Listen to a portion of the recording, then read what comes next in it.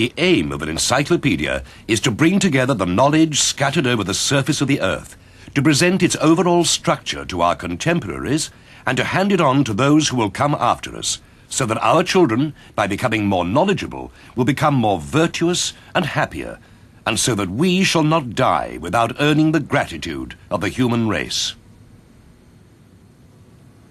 Diderot's claim may sound extravagant, but it gives some idea of the intended scope of the Encyclopédie. Edited by Diderot and d'Alembert and published between 1751 and 1772, it was the greatest single enterprise of the Enlightenment. The subtitle is significant: Analytical Dictionary of the Sciences, Arts and Trades.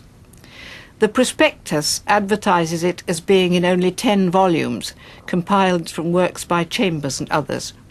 But the project expanded rapidly and eventually consisted of 28 volumes. The Encyclopédie was produced with a royal privilege, as all works published in 18th century France had to be.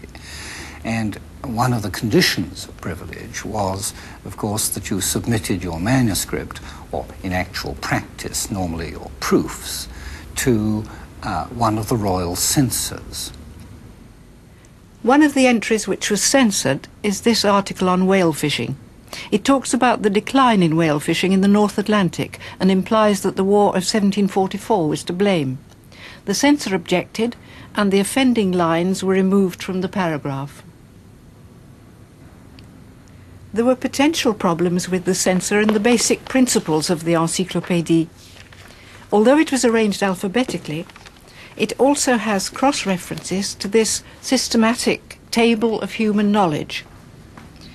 The way some of the subjects were categorized offended the religious establishment.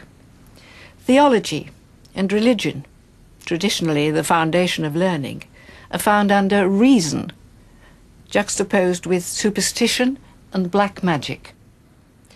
At the beginning of the century, surgeons were part of a craft which included barbers and wig makers. They were not part of the academic medical establishment. But the Encyclopédie has a large section on surgery which supports the surgeon's claim that their craft had achieved the status of a science, as valuable as the traditional learning of the physician. The delivery of children in normal or relatively normal births was carried out by female midwives. During the 18th century, surgeons increasingly moved into this role. Surgeons claimed that midwives were ignorant, superstitious practitioners, and that they, the scientifically informed interventionists, were the properly qualified people to deliver children. Midwife. I myself went to the house of one of these midwives who take pupils, and there I saw examples of inhumanity which would be almost incredible among barbarians. Here we have, I think, in a nutshell, many of the attitudes of the Encyclopédie, the attitude that science and principles brought about through experiment and observation ought to take the lead in ousting hidebound, traditional, superstitious practices. But for the philosophe who wrote the Encyclopédie, science and technology seemed destined to lead to an improvement in human welfare. And for their readers in pre-industrial France, the Encyclopédie provided a thorough and up-to-date record of existing craft and technology. But what did this combination of tradition and aspiration really achieve?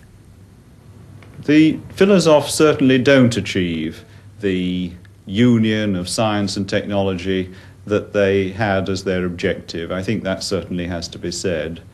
But what they did, at the very least, was to shift the focus of intellectual, social, and economic interest from the old world of an old world dominated by theology and traditional philosophy to a new world dominated by science and material achievement.